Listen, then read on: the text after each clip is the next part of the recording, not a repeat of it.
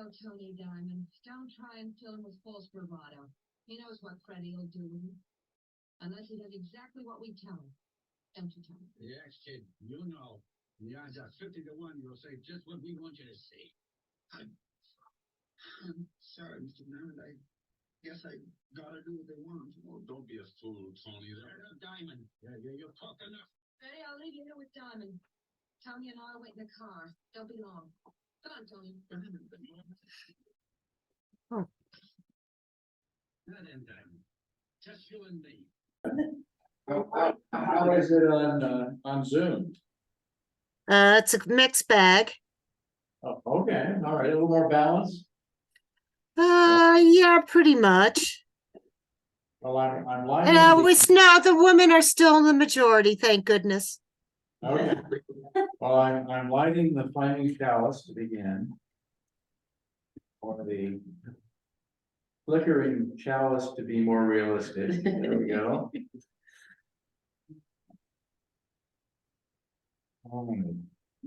Well, I'm going to be, our reading will be a series of quotes on masculinity, beginning with a more traditional paradigm, which Amy is going to shift for us this morning.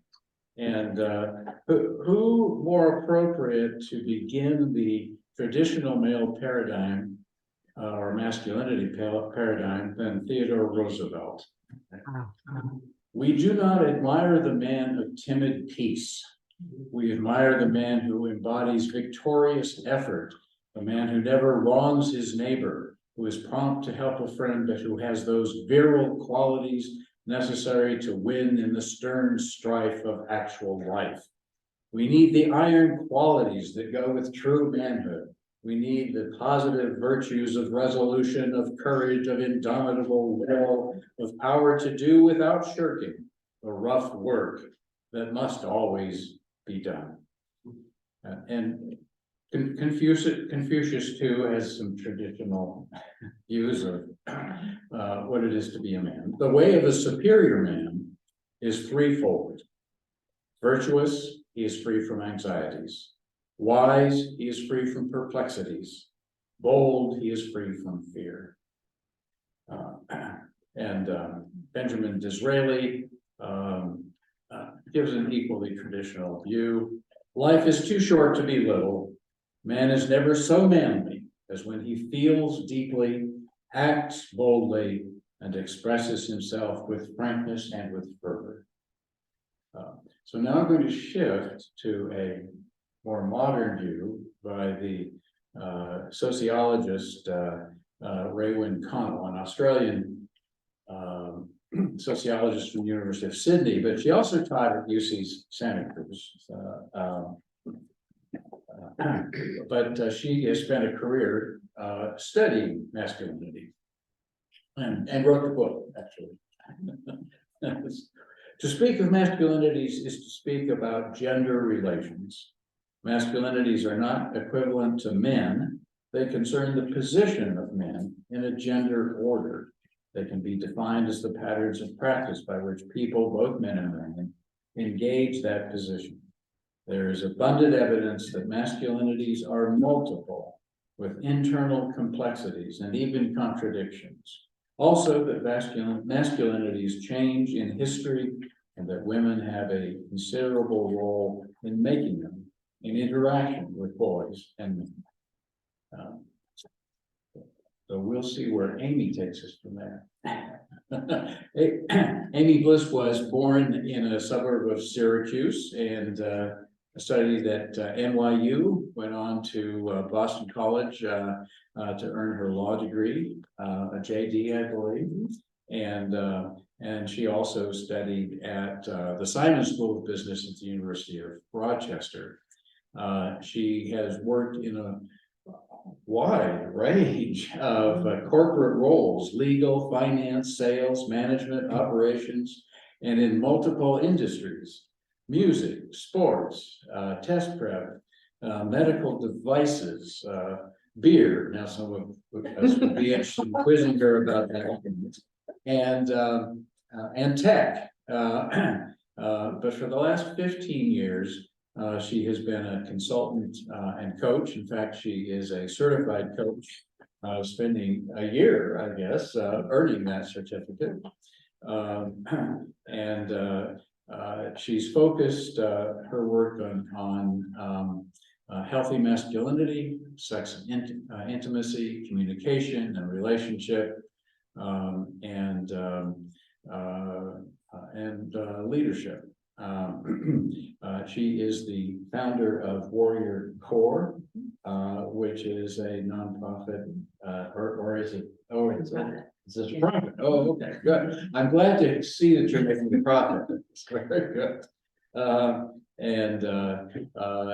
She can tell us more about that as she educates us about how to shift the male paradigm. Awesome. Thank you, Andy. Welcome. Thank you. Thank you. I'm gonna sit to start, just because it feels more intimate. And hello to everyone online. This is actually going to be a very interactive, more workshop type event than me just talking at you for 20, 30, 40 minutes. But I do want to kind of set the stage and give you guys a little bit of framework. So first of all, thank you, Kevin. My name is Amy Bliss. My pronouns are she, her, and fabulous. I want to start, especially given this space, with a disclaimer.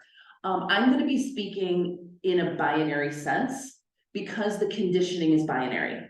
The conditioning starts pretty much when the doctor says it's a boy or it's a girl. And so I don't want to offend anyone that doesn't identify within the binary or is trans and has shifted identities, because that's the point here is to talk about how we got to where we are with the conditioning of men. And so I just want to say that I'm going to be talking about men and women. I'll be talking about that because that is the binary that the conditioning is built under. And I would love to hear the experiences of people who do not exist within that binary, of what this conditioning, the effect that this conditioning has had on them. So a little bit about me, a little bit more about me. So when I left the corporate space about 8 years ago, I jumped into the female empowerment space. I was working with a friend of mine who was working in the feminine form of leadership, female empowerment, and I dove right into that with her. And about 6 months in, I was like, where is this for men? Men need this too. And she's like, oh my gosh, you're so right. And we switched everything and we made it to include all gender identities and put it out there. And about a week later, she comes back and she's like, I only want to work with women. I'm like, that's okay. That was the agreement. And so we switched everything back and went on. 6 months later, had the exact same conversation. I'm like, where is this for men? I need this too. She's like, oh my God, you're so right. We switched everything. A week later, we switched it all back. 6 months later, I say it again. And she's like, hold on, time out. Maybe you're supposed to work with the men. And that was like, I'm supposed to work with the men. So, and that made sense to me because I had worked in a largely male-dominated industries, male-dominated fields, spaces where I thrived. I've noticed that when I have been in the presence of all men, when another woman would walk into the room, their behavior would shift. And I'm like, that's interesting because I've been here for the last couple hours. And I'm sure that there was a level of debauchery that was lower than what they were showing me. But I definitely noticed that men behave differently around me than they did around other women. And I feel like there was a level of trust or acceptance of me that was different than was from other, that they expressed to other women. And I also want to start with the elephant in the room, that I'm a cisgendered woman working with men on healthy masculinity. And like, well, what does she know? So here's the thing. The question, what do I know? Quite a lot, actually. But for me, the better answer to that question of why I am well suited to do this work is because I am not teaching what masculinity is. I am a guide on a journey for individuals to figure out their own definition of what being a man means to them. And so I feel, and there are a lot of people out there, a lot of male-bodied people out there who would want their guide to also be male-bodied. That's amazing, that's beautiful. I know amazing people in that space, but not everyone does. There are certain people out there who feel a little bit more comfortable on this exploration with someone who is not male-bodied. And the other thing that I think is great about those people that want to follow me is that there is this impetus when you are first starting out on this journey to want to emulate the person on stage. And why not? Because they kind of have it, it seems like they have it all figured out. But that's bypassing, that's replacing whatever your belief is about what a man is with theirs, or whatever society's belief is with theirs, and not with who you are as a human. So if your person on stage is not male-bodied, then there isn't that impetus to want to emulate that person on stage, and you have to do the work yourself. So, totally fine. So I want to start with this idea of this definition of what it means to be a man. If you were to look in Oxford Dictionary, you will find the definition of masculinity is the traits or characteristics of the masculine. That is where the definition ends. So you look up masculine in the Oxford Dictionary, and it says the traits or characteristics of being a man. That's it. There is nothing else to that definition. And I interpret that to mean that there are 3.5 billion men, or 4 billion men on this planet are male-bodied people. So by that definition, there are 4 billion different definitions of masculine and masculinity, because it is the traits of that person, not of that gender. So why do I talk about the conditioning of men? So we're all pretty aware of what the conditioning of women has traditionally been, largely because that came with a lot of oppression and repression. So it was very much in your face. And while we have given women largely over the last 50 to 70 years permission to break free of that definition of traditionally what a woman is supposed to be, we have not given that same permission to men. The definition by society standards, not the dictionary, of what a man is supposed to be is quite rigid and quite stagnant. It has not changed or evolved much in the last arguably 400 to 500 years, possibly even longer. And so we have this very strict definition, and it is very pervasive, and it is very regulated, not just by male-bodied people, which is why I love having a mixed audience, because we are all equally conditioned to what a man is supposed to be. It's not just solely to the people who are male-bodied or whose gender assigned at birth was male. So we, and I say we as people who are non-male-bodied or gender assigned at birth was not male, are just as conditioned and just as likely to relegate men back into that definition as other men are. So I want to do an exercise. So from here on out, this is going to be largely interactive. So for those of you online, welcome, thank you for being here. We are going to be doing an exercise that I call the masculinity box. And what this is a way to bring awareness to how conditioned and how strict the definition of society's definition of masculinity is. So for those of you that are online, what I'm going to ask is that you popcorn your answers into the chat, and we'll have one person reading them out to me just so that I can capture everything.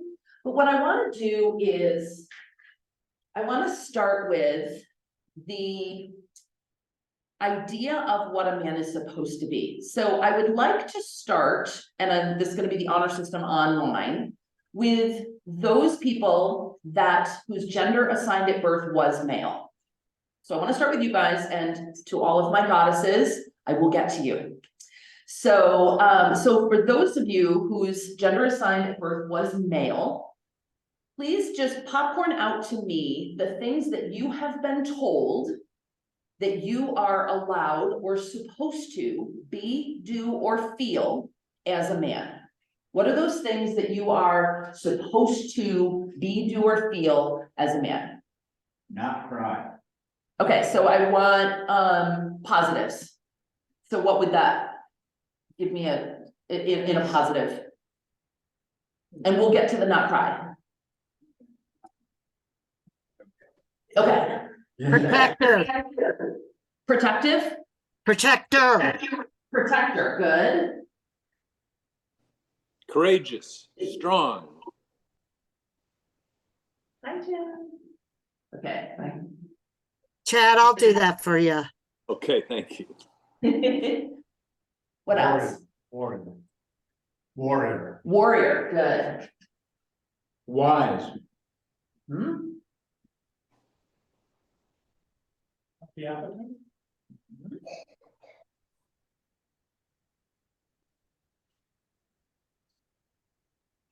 Else, you are supposed to be, do, or feel as a man.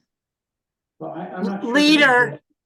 In society quite as much, Mhm. but in the literature and in philosophy, virtue Virtue, and remembering that vir means man in Latin, and that's directly what the word virtue comes from, Mhm. from the Latin, and virtus is manliness. right. And someone said leader, Leader, and then there was another one. I missed the one right before this online. leader, Leader, okay. What else? What are you supposed to be, do, or feel? As a man? Composed, good. Self-sufficient. Self-sufficient, Now let's bring in the non-male bodied people. What are your thoughts on what men are supposed to be, do, or feel? So now everybody. Did we say provider? Sorry, I don't remember glasses. No, protector, but we don't have provider. Good, provider. courageous, Courageous I have, decisive, right, good. Doesn't all have to be positive. Any Tough. not- Tough, Huh? breadwinner, Breadwinner. That's provider, but breadwinner will do that too, okay? physically strong. I have strong. Oh, you do, okay. Yep. I know you guys can't see the board really well. Disciplinarian. Disciplinarian, good.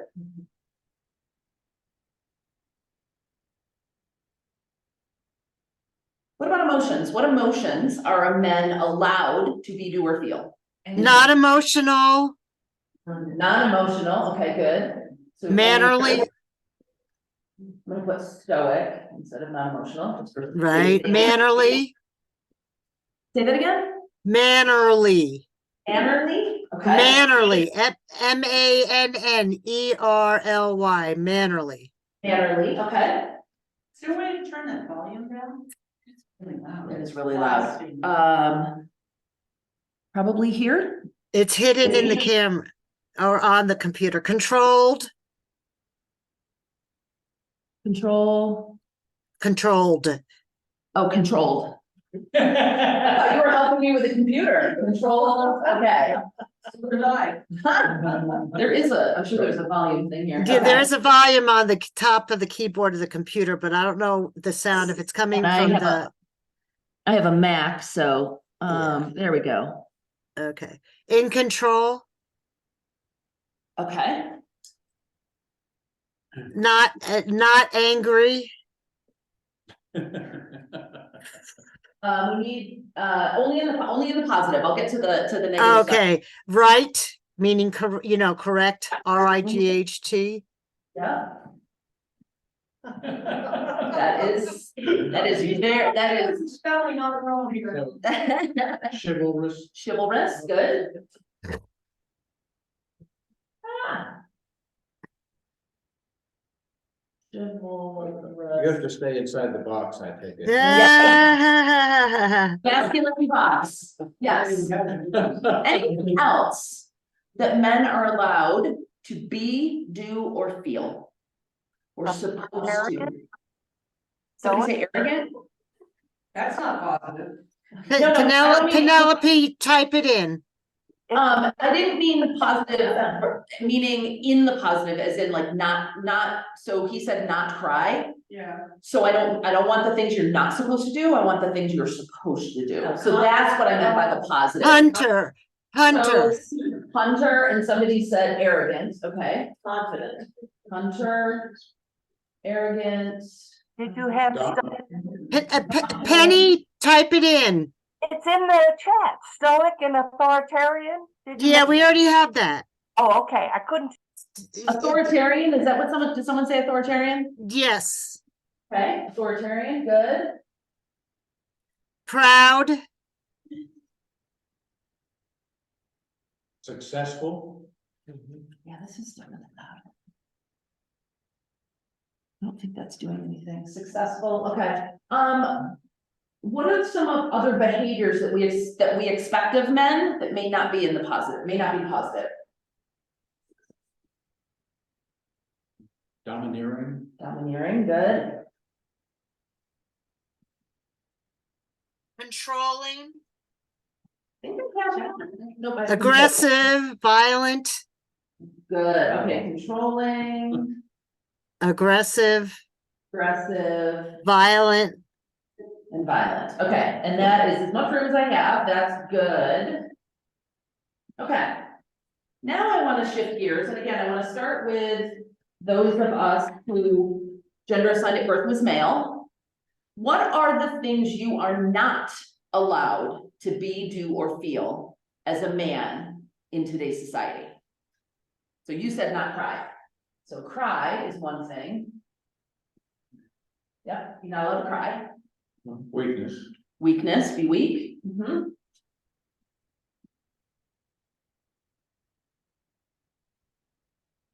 Vulnerable. Vulnerable, good. Emotional. I think this is guys. I think this is for the guys, not women. Oh, yes. She's reading. That is correct, but I'm reading it for the Zoom people. Yeah, so in the room, let's start with male body or gender assigned at birth male. Things you are not allowed or you're not supposed to do, be, or feel. Weakness. Weakness, yep, I've got that.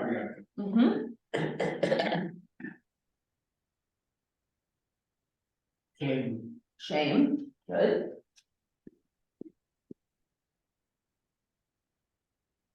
What else?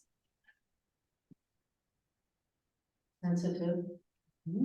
Okay, we'll open it up to everybody. No, that's fine. Sensitive. Open it up to everyone. Things that men are not allowed to be, do, or feel as a man. Pretty. Vulnerability, empathy, Empathy, good. feminine, sweet,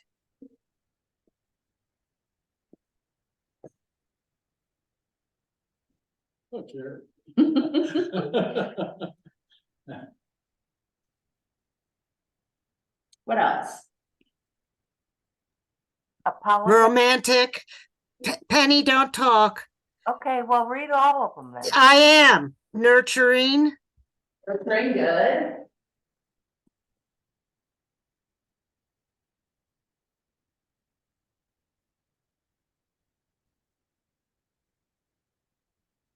Short. Short. Yeah. oh yeah.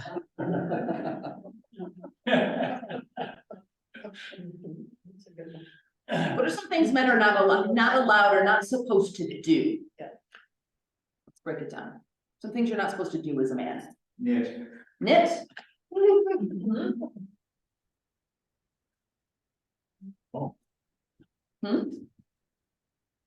Dress, Dress up. Mhm. play dress. Mhm. Act like a girl. Wear makeup. Yeah. Mhm.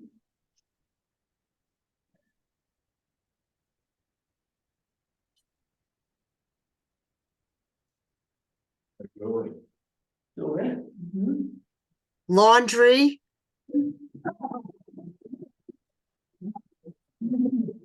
wear pink.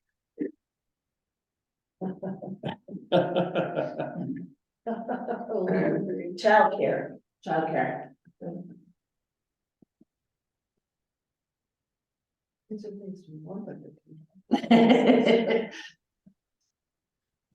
Cooking.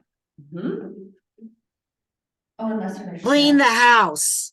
That'll flush your. Yeah. If we call you a chef. What's that? It's interesting.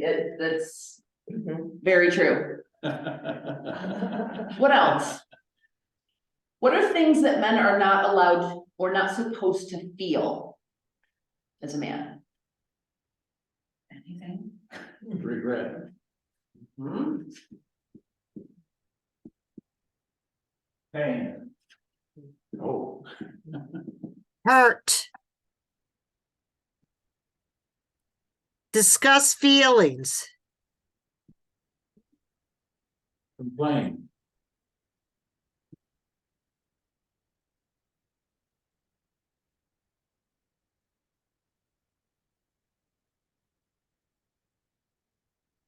Trying to come up with a better word for demonstrably affection. Over affection, Just, how about affectionate? yeah. Yeah, or overly affectionate. Discuss feelings, admit ignorance. Ask directions, okay? Panel.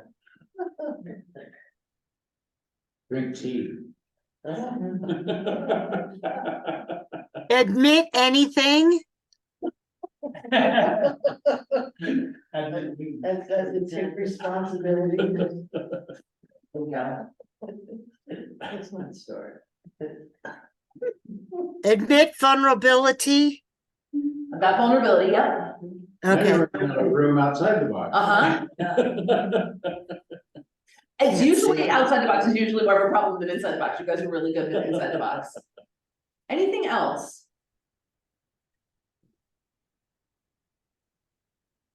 So for the people in here that whose male, whose gender assigned at birth was male, think back on your life. Was there any time that you were, think of something you were told, boys don't do that, men don't do that?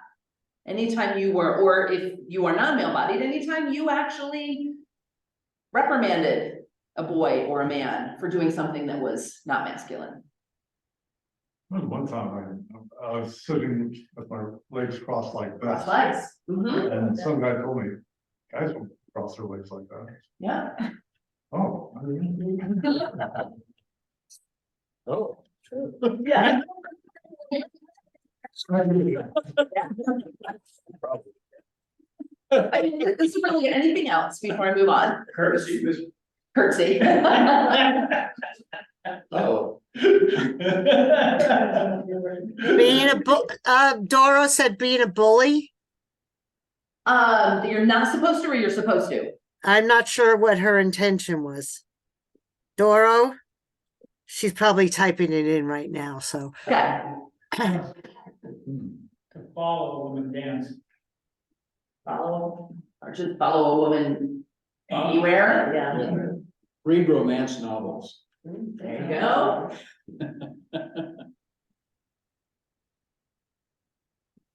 What about occupations men are not supposed to do? It's not manly. Nursing, good. Yeah. I know that's shifting, but. Teacher. Oh, a long time ago. Yeah, elementary teacher. My favorite, my bestest teacher ever, third grade, was a man who was amazing. Elementary teacher. Maid. Social work. Mhm. Fully. Okay. Okay, so now I want to again start with people whose gender assigned at birth was male. I want you to now look at this. And how does it feel in your body to have to live inside this box?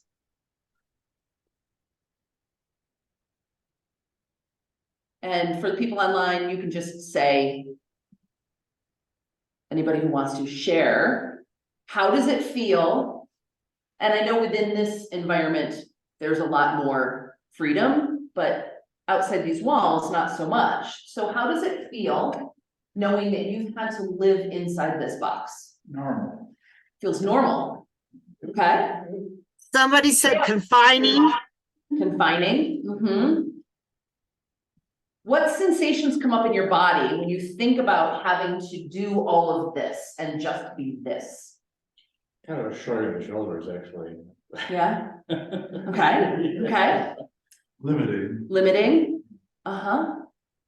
So for the people who were not male assigned at birth, how does it feel? Oh, go ahead. Stuck. Stuck, okay. That was from a female bodied person. I'm sorry. Yeah, no worries. So for the gender assigned at birth female, how does it feel for you guys to know that the men in your life are basically performing a role? Suffocation. Suffocating? Yeah. Yeah. Anything else?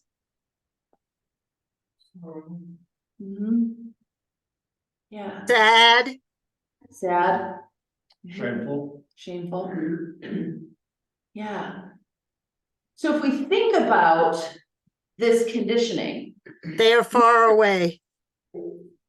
Say that again? They are far away. They're far away. Yeah. So what this is basically doing is we are telling male-bodied people that who you are as a human is not okay, and that you have to perform a role. You have to be all of these things. Now, I do want to say there's one caveat here. There is, for a small percentage of men in the world, this is exactly who they are as a human. And that feels very normal to them. And that's beautiful and amazing and wonderful. But for the vast majority of people, there are going to be things within this box that don't feel authentic to who you are as a human being, but you're forced to do them anyway. And there's going to be a lot of things out here, or maybe some things, I mean, not a lot, but there's going to be some things out here that are authentic to who you are as a human, but you are being told you can't do them, or you're ridiculed if you do. And a lot of the reason why I do the work that I do is because I want to spend time with human beings who are fully self-expressed, who walk through the world who they were born to be as a human being, independent of what society has said you have to do. And this is reinforced by family, society, our education system, religion, not ours, but most of the rest of them out there. And it is perpetuated through all of those sources and mediums. So now what I'd like to do, so this is where set up breakout rooms, please, of 2 people, if there's an even number, and if there's an odd, one group can be 3. So what I'd love for you to do now is pair up. I'm gonna go to here. 1, 2, 3, 4, 5, 6, 7. Can you pair up with someone, please? Thank you. So what I'd love for you to do is pair up with another person, preferably not the person you came here with. And what I'd like you to do, the first exercise is, I want you to pick a word. If you are male-bodied, pick a word inside this box that you resonate with. Say, yeah, that is who I am as a human being. And if you are not male-bodied, I'd like you to pick a word in here that is a quality that you admire in male-bodied people. And I'd like you to pair up, and I'd like you to take a minute or so each to say to the other person what your word was that you picked. And here, I can turn this a little bit for those in the room. What's the word that you picked, and why has that had, embracing that quality, what effect has that had on your life? So real surface level right now, we're not gonna go too deep, but pick a word that resonates with you. Does everybody have their word? And can you online? Inside the box, yeah. So just the first one that pops out, don't think about it too much, and then I'd like you to pair up. And if we can do the breakout rooms and do like 2 minutes, so each person has a minute. Yeah. Where you're closest.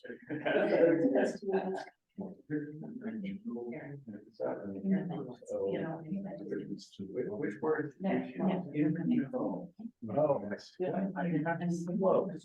Pick your word and what impact has being that had on your life? Yeah.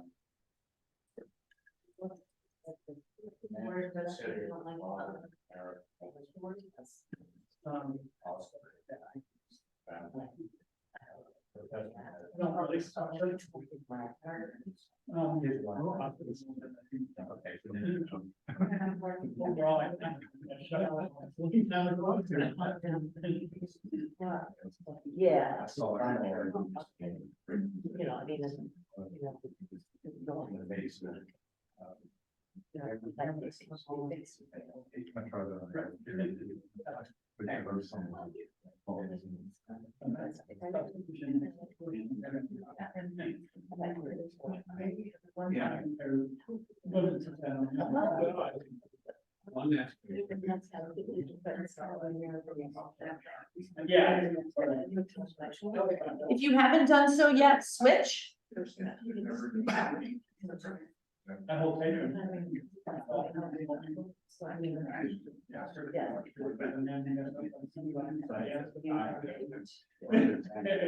And they're in breakout rooms online, right? Yeah, not everybody joined them, but there are. Okay, okay.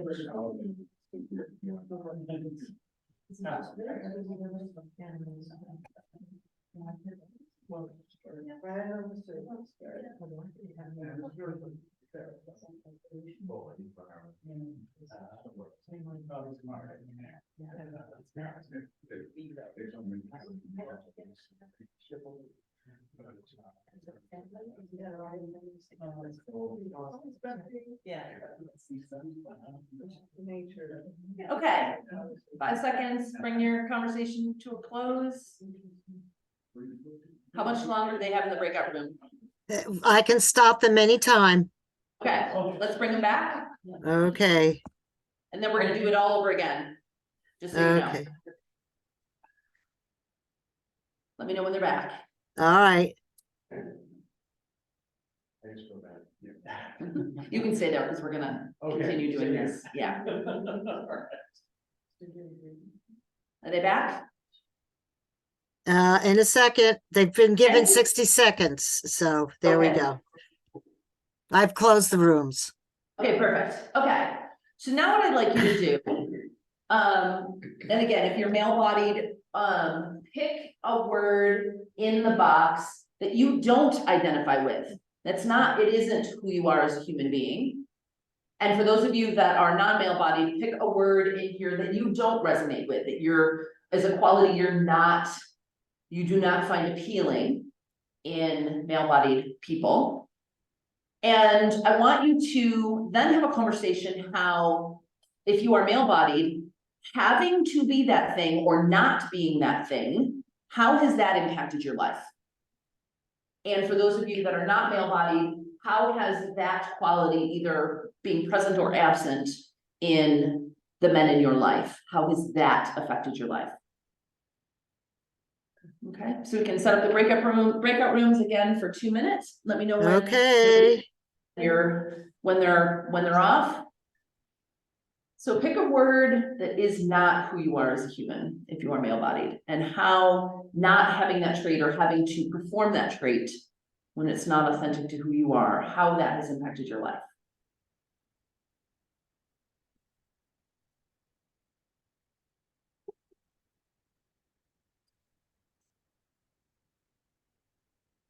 Okay, and you have 2 minutes.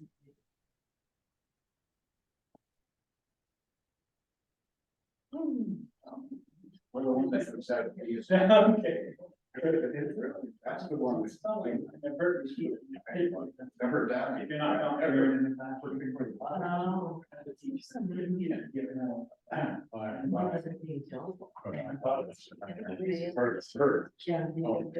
Oh.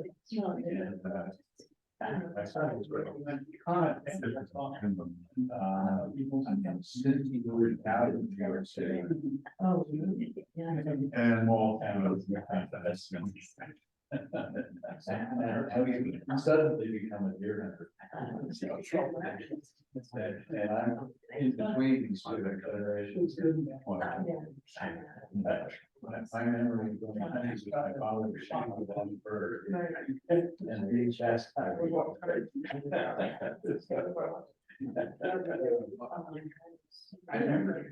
never gone. And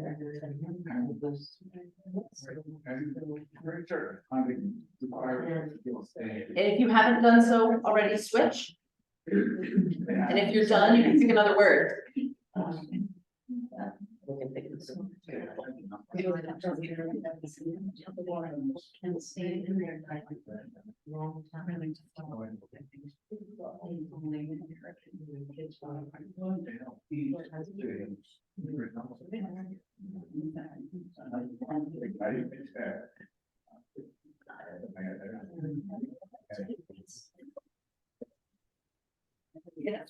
How much time is left in the breakout rooms? As much time as you want. I could give them 60 seconds to close. Can you give them 30? 30 seconds. Okay. No, it's set for 60, but I'll do that Okay. right now. Yeah.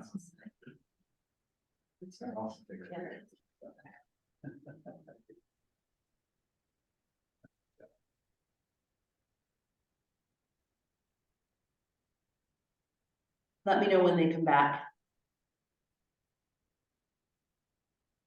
Up, they're back. Back, perfect.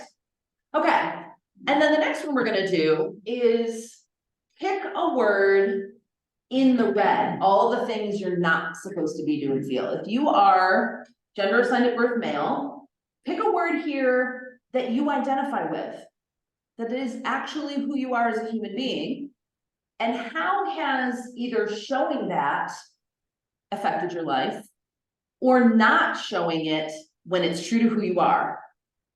So pick a word out here that is actually something you really resonate with, and how has showing that or not showing that affected your life. And if you are not male-bodied, pick something out here that you resonate with within male-bodied people, and how has that, either the presence of it or not, affected your life. So again, we're gonna do a breakout session for 2 minutes. And you can go ahead and put them into breakout rooms and. Hello, we're not hearing any of the instructions Oh, before okay. we go to the breakout room. So all the 2 times so far, we don't know what's happening. And we're Okay. I'm so sorry. I can hear fine. So I'm so sorry because I'm in Zoom too. I'm so sorry. So are they in the rooms yet? Yeah, I've invited them to join. Okay, take them out of the rooms because they're not Okay. hearing the instructions. Yeah. Maybe it's because we turned our volume down. Can they see the board? Is it focused? I don't know. No, they can't. They can't see the They board. can't see the They board. can't see. They can't see the board. Right. They cannot see the board. But Okay. they can hear you, can't they, Emily? People on Zoom. Yeah, I know a couple did because they spoke over me and said you forgot this one and that one. So yes, there are some that do hear it. Okay, so for the people on Zoom, is there anybody on Zoom that can't hear me right now? Well, that's kind of a weird question to ask. They can put it in the chat box. Right, can you guys hear me in the chat box? Yeah. Okay, let me just type it in. Okay. Can you hear Amy? Hold on, let me type it in. Yep. Yep, Yes, okay. yep. Okay, so what we are doing now, and I apologize for missing that you guys missed the first two. So what we're doing now is you are picking a word that came up in the things that men are not allowed to be, do, or feel. So for example, weakness, cry, pain, be vulnerable, be pretty, cook, elementary school teacher, give directions, have empathy, have shame, those kind of, so all of those words. If you are male-bodied, I want you to pick one of those words that actually is something you resonate with as a human being. And I want you to discuss in your breakout room, how has that either neglecting that in yourself, how has that affected your life? Or if you actually embrace it and express it, how has that impacted your life? And if you are not male-bodied, pick one of the words out here that you resonate with as a characteristic you like in men, and how has that impacted your life? So everybody good online with the directions? Thumbs up. Okay. All right, so now we're gonna try again. So now start the breakout rooms for 2 minutes. And I will set a timer in the room for 2 minutes. And you each have a minute each. So pick a word that resonates with you. And how has that, knowing that that's who you are as a human, how has that impacted your life? Definitely part of it.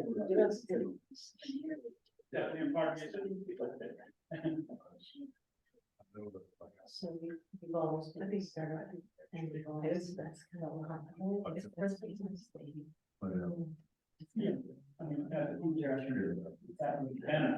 pretty. Now I think we.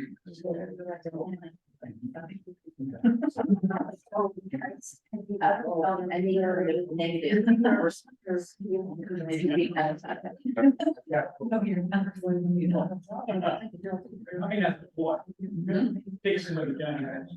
Yeah, so talk about that a little bit.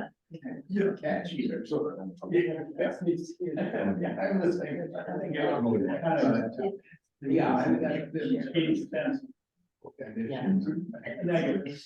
And if you haven't done so, switch. So if you can give them a 60-second countdown, if they don't already have it.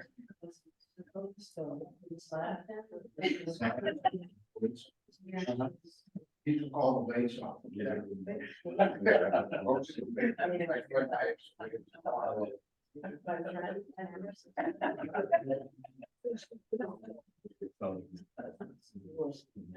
And let me know when they're back online, please. Are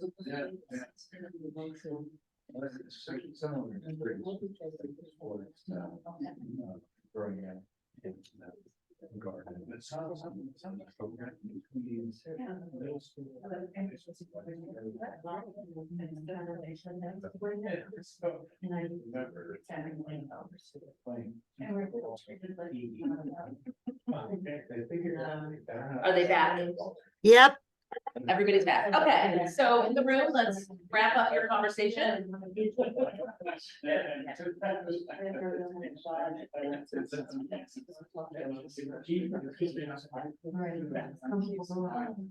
Okay. So, all right. Okay, come on back. Get back to me, get back to me. Okay, so tell me a little bit about what came up for you guys, and if somebody wants to, so online, if somebody wants to raise their hand, so we can just go one at a time. What are some things that came up for you, either when we were creating this or from your conversations?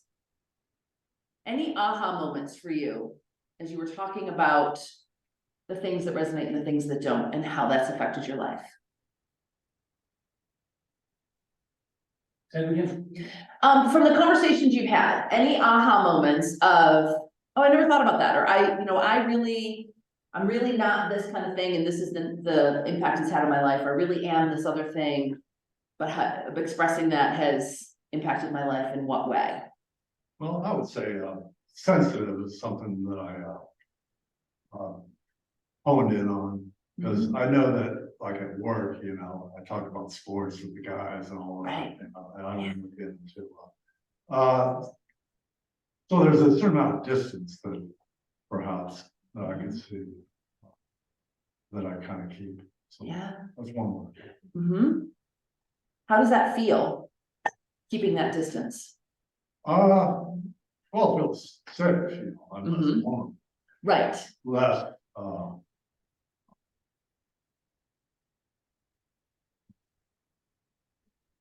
not sure how, yeah, I guess I feel safe, but I also feel limited also. In Yeah. deeper relationship, you know. Yeah. About the sports page. Right. It's on this. I love, yeah, I talk a lot about the concept of brotherhood in my work. Because what this does is actually limits the level of connectedness that men can feel with other men. Because if you think about women, you put two women together in a room and for 20 minutes, and we will know each other's life stories and everything about them in that 20 minutes. I know men who have been friends with other men for 20 years and don't know half the things that women can find out in 20 minutes. And I'm not trying to turn men into women at all. But when you're not allowed to have deep connected relationships with other men, then that all generally falls to your romantic relationship, which puts a lot of pressure on that romantic relationship. If your significant other is the only person to whom you can rely on when you are in moments of crisis or turmoil or just feeling some kind of way, then that puts a lot of burden on the relationship. And how much freer would your relationship be if you were able to actually have deep, connected, supported relationships with other men? And if you think about crying, for example, you hear stories of men in the trenches in World War I, like crying on each other's shoulders. And it makes you wonder, why does it take the threat of imminent death for men to be really real with each other? And what have we taken away from men by taking away this ability to be deeply connected with each other in a way that is healthy? So what else? Anybody online want to raise their hand and say what came up for them when they were doing these exercises? And I know you guys missed the directions for the first two. Somebody said, it's easier for for my husband to be provider and protector.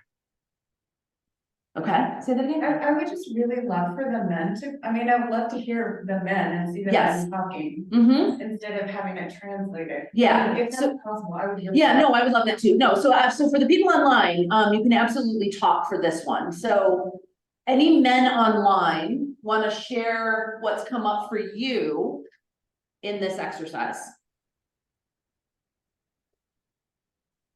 Or any of the men in the room? There's no other men online that I could see. Okay. Okay.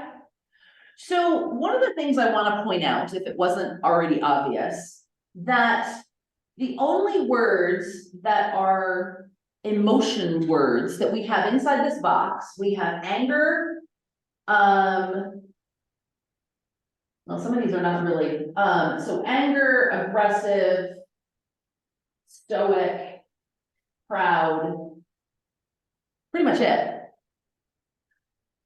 And I actually talk a lot about how we give men permission really to be two things, happy and angry.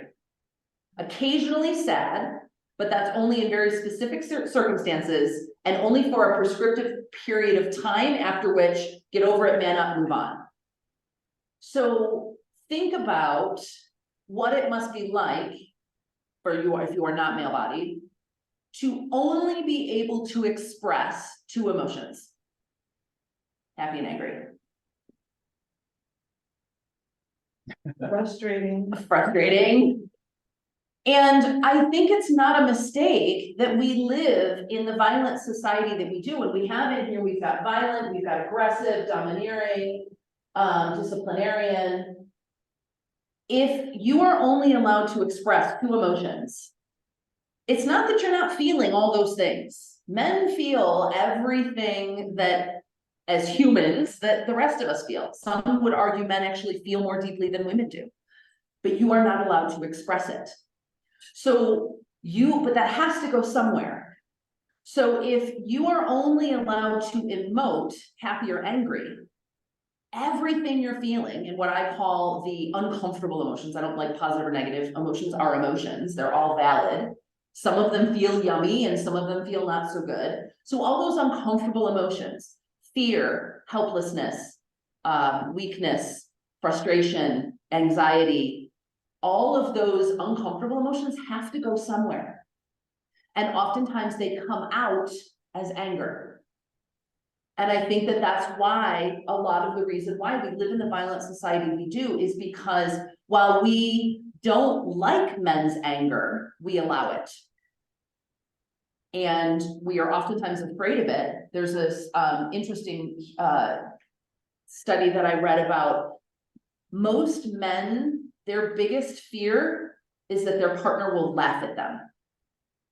Women's biggest fear is that their partner will kill them. Think about that.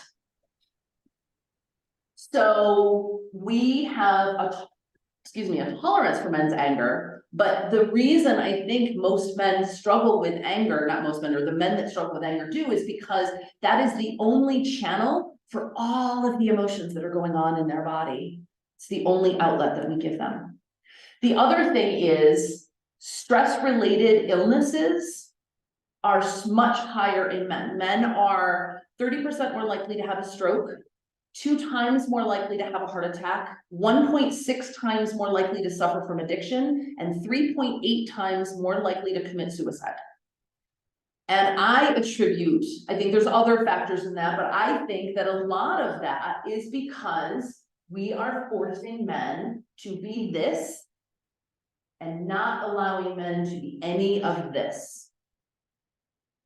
And There's a Yes. Zoom participant who said a man's ability to step outside the box shows how comfortable he is with himself. Thank you. Thank you. However, there is something to be said for giving men permission to do that, because that takes a lot of bravery. And one thing is one thing we didn't talk about is sexual identity, because oftentimes we have allowed a lot of these traits within the gay community or the queer community. But there's still, so within that community, there is more acceptance of being more expressive, but there's still limits. There's still boundaries within that. Like, are you a bear? Are you a top? Are you a bottom? Are you a butch? Are you a femme? Are you a twink? You know, there's still these, okay, you can be more, but I still need to label you as something. And there's still roles and performative aspects of those different identities that still limit you.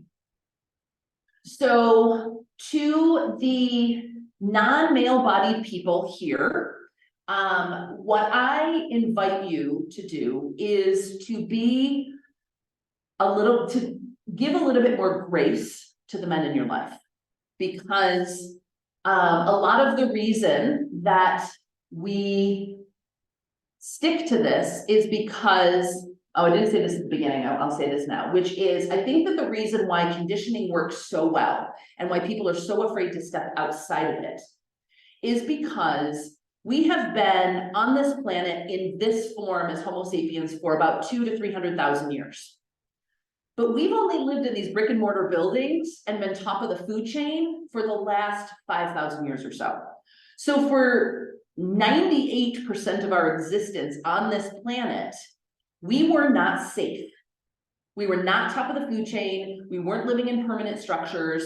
And if we were cast out from our community, if we didn't belong, if we were not safe, if we were not loved, that meant death. We literally could not survive in the wild without our community. And there's a part of our primal brain that still knows this. And there's that, so think about think about when you were 13 years old and you had your first crush. And that feeling, how many of you were like, if Johnny or Susie doesn't like me, I'm gonna die?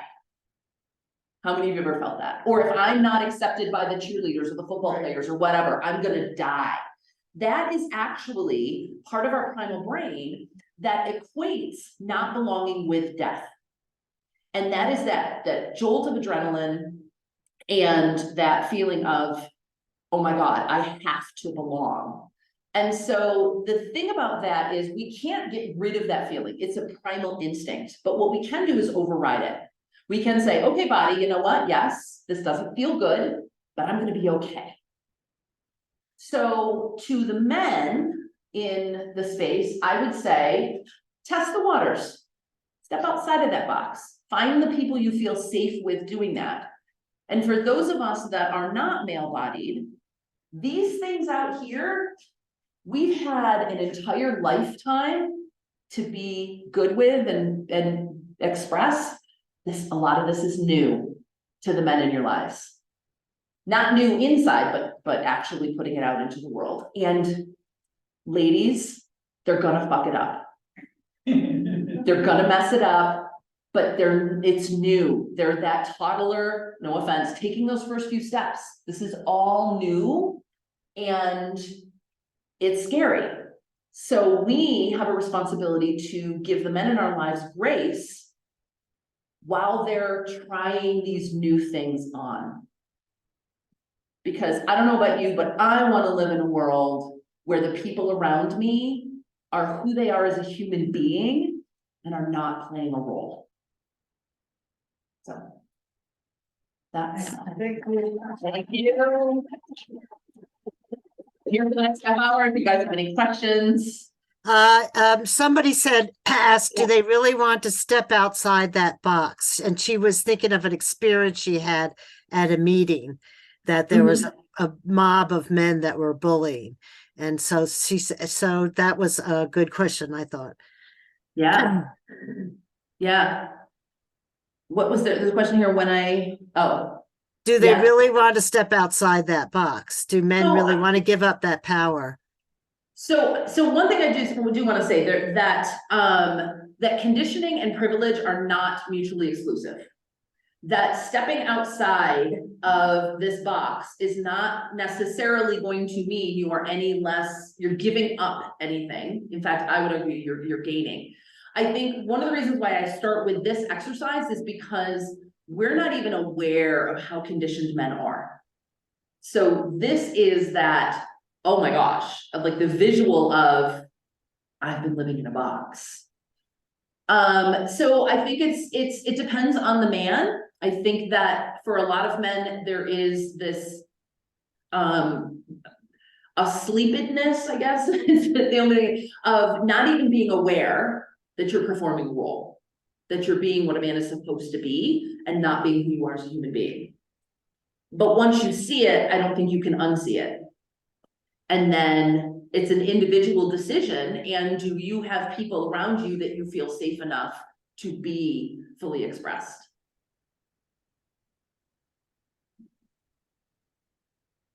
Any other comments, questions? So I do workshops and men's groups and individual coaching and retreats. And if anybody has any questions or interest or wants to talk after, I'm here. I think it's interesting, as a Gen X feminist, to be the mother of a son.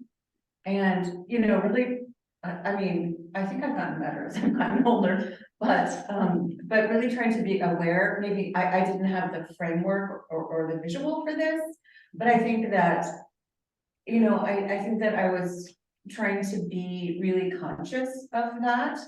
And I'm sure that I failed more than I succeeded, but you know, I think that you know, in generation, and even within the queer community, I mean, I am a university administrator. I mean, my students are like, so I mean, they've got this. Yeah. You know, I mean, even within the queer community, they're like, you know, our binaries of top, bottom is like, well, that doesn't apply to me. Right. I'm host, Yeah, you know, Yes. and so, I mean, I love that. I just think that, you know, the boomers and the Gen Xers, we've got a lot of work to do, but I see a lot of hope. yes, yes. And I would argue that, that the generations behind us, especially Gen Z and Alpha, they're good, in certain areas. But I was doing this in Denver, and within Denver and Boulder and this, like, oh yeah, they're like, yeah, totally got this. And I want to embrace this. But you don't have to drive very far outside of Denver or very far outside of Reno to find even young kids being very much forced into this. And that's 100%.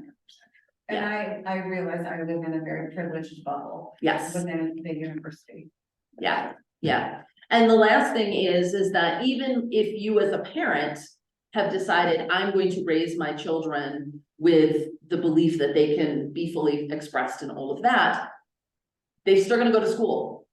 And all it takes is one boy crying on the playground and then being mocked for every single kid there to realize it's not okay for boys to cry. Don't be a sissy. Don't be a sissy. The main thing I remember. Yeah. Yeah. Don't be a sissy. Which being empathetic could be equated to being a sissy. Especially teenage years. Yeah. Oh gosh, I would not redo junior high and high school for all the tea in China. Somebody here said, two people suggest that you write a book about this. Just wanted to say that. There is a book in the works. Yes. Well, very good. Amy, thank you very, very much. Thank you. That was a wonderful workshop, as a matter of fact. And we appreciate your sort of changing up the format of the Sunday Forum. We've often wanted to do that. You've done it better than anyone else. Thank you. And our next Sunday Forum is actually next Sunday, which is the first Sunday of October. And it's going to be Kate Cotter talking about the emerging use of psychedelic drugs or hallucinogens. Not all hallucinogens are psychedelic, apparently. That's right. Therapy, including treatment of PTSD and depression, anxiety disorders, and so forth. So I think that will be fascinating, and I hope you'll be there. Thank you very much. Thank you. And Amy, once again.